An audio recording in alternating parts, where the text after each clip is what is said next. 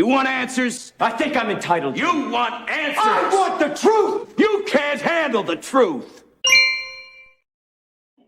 All right, everybody, welcome back to the Prepared Mind channel. Blasting out of the bunker, zero dark 30. Goes without saying, quite obvious. And we're off down the road, and we're going to have a nice little discussion here. Now, I need to start off with a couple of caveats. I am not promoting nor condoning violence, danger. I'm not promoting or glamorizing or glorifying such things that we're going to be discussing. This is for satirical purposes, entertainment purposes, and if you so choose for yourself, you could even call it educational and instructive as to what is happening in this country. Now, I don't know how many of you have a story, either personal, coming from family members, maybe friends, where they have been the recipient of police abuse. Whether it's getting harassed for no particular reason, whether it's being abused verbally, being punished by them, by giving a ticket for outrageous or stupid reasons, or whether you have been basically picked on, bullied for no reason other than they have power and you do not. Now, when I have this conversation candidly with people, most oftentimes people have a story. And the closer it gets to them, guess what? The more they say, you know what? It was at that moment that I lost completely all respect for police. Because of that action by that one policeman, that one sheriff's deputy, that one bad cop, I don't trust them anymore. And that's very common. Very common. More common than you might think. Now, of course, when something goes wrong, you call the police. And they come and they take a report. Now, I've got to tell you, I've met a whole lot of police folks. And I've met some great people. And I've also met some really bad apples. A little bit of both. A little bit of both. I've met some that are merciless, and then I've met some that are merciful.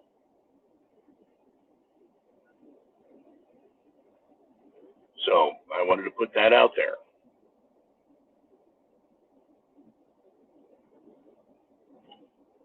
And then I want to talk about this story in New York City.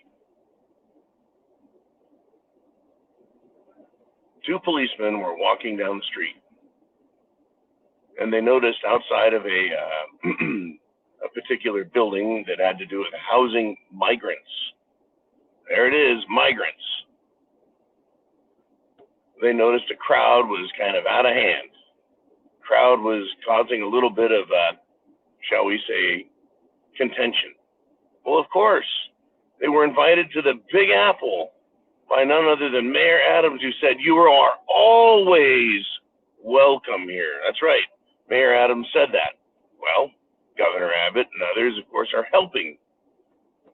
They're helping these migrants find their way to the sanctuary city. That said, the police tried telling the crowd, disperse, disperse, break up, move along. We don't need to be having this congestion here. And one particular migrant was, I think, being stubborn, unwilling to move along, right? Being a little confrontational. So the police, NYPD, decided that they didn't want to put up with that. They are police after all, and they do what police do. And so they decided they were going to arrest this guy. I don't know for what. I didn't hear what they were going to arrest him for. Probably failure to obey a cop. You know, being disobedient, having an opinion different. Well, they call it obstruction, right? Obstructing a police officer whose every action and breath in life is to officially do stuff, and they're always official, even when they eat donuts. Now, well, I'll take pokes at them, folks. Trust me, I have had my run-ins with bad cops, so I can make fucking jokes about them if I want. Good cops, you know who you are. You're not worried about this shit. So, in New York City, these two cops are trying to arrest, let's just call him an argumentative migrant. So they wrestle him down onto the ground, and the other migrants decide, you know what, this isn't right. We don't like what's going on. We're going to do something about this. And so they delivered a beating to these two cops, including kicks, punches and kicks, until their friend was released. They all ran away. They did not kill the cops. The cops, of course, were checked out by emergency services and were not hospitalized, is the report I read. They didn't receive a severe beating. They did not have their spleens ruptured by batons the way cops do to people at protests when they don't agree with their politics.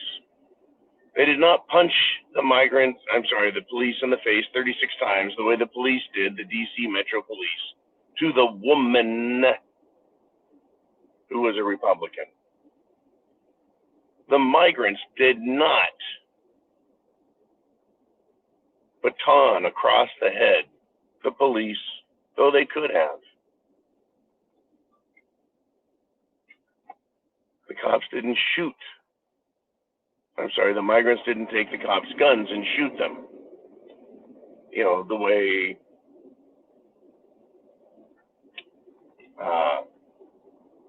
January 6th protesters were shot with bullets, rubber bullets, tear gas grenades, flashbang grenades. You know, it's interesting. The migrants weren't interested in killing the cops. They were interested in, I believe, some sort of justice.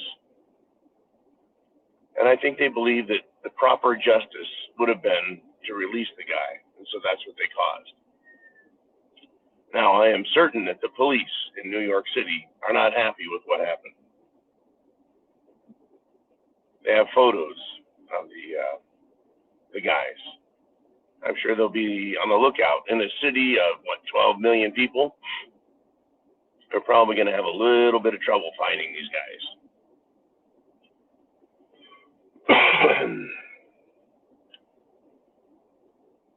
I got a couple of lessons in here for us as Americans and as patriots and as preppers. Number one,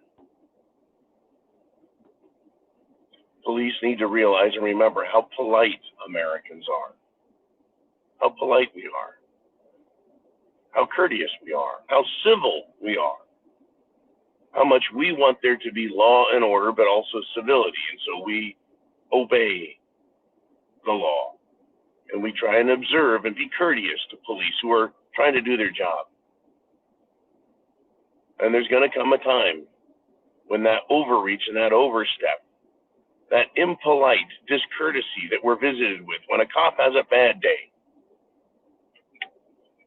there's going to be a price to pay. And the police, trust me, the police I talk to,